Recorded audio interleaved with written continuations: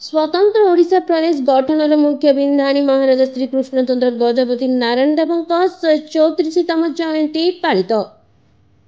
स्वतंत्र ओडिशा प्रदेश गठनर मुख्य बिंधाणी महाराजा श्रीकृष्णचंद्र गजपति नारायण देव 134तम जयंती निज जन्ममाटी पारଳାଖେମୁଣ୍ଡିରେ बहु आडंबर सह पालित हो जाइछि।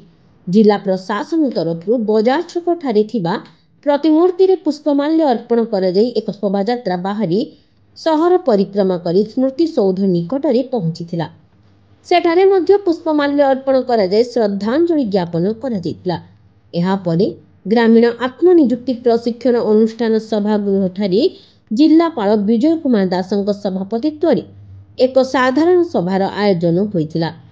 एथिरे मुख्य अतिथि भावे ब्रह्मपुर सांसद डॉक्टर प्रदीप कुमार पाणिग्राही जोग दैथिबा बेले सम्मानित अतिथि भावे पारଳାଖେମୁଣ୍ଡି विधायक इंजीनियर रूपेश कुमार पाणिग्राही, पौराध्यक्षा निर्मला सेठी, गजपति जिला आरक्षी अधीक्षक जतेन्द्र कुमार पंडा, जिला परिषदर मुख्य उन्नयन अधिकारी शंकर केरकेटा, समन्वित आदिवासी उन्नयन संस्थार प्रकल्प प्रशासक अंशुमान महापात्र मंचासीन थिबा बेले मुख्य वक्ता भावे विनोदिनी विज्ञान उच्च माध्यमिक विद्यालयर अध्यक्ष मनोज कुमार पट्टनायक जोग दैथिले।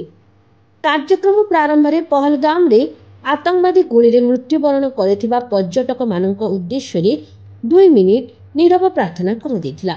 मंचासीन अतिथि माने महाराजा श्रीकृष्णचंद्र गजपति दृढ़ इच्छा शक्ति और त्याग स्वतंत्र प्रदेश गठन रे प्रमुख भूमिका ग्रहण करथिला बोली निज निज वक्तव्य रे कहिथिले। तांकर आदर्श रे अनुप्राणित होई कार्य करने को उपस्थित थिबा जनसाधारण को कहिथिले।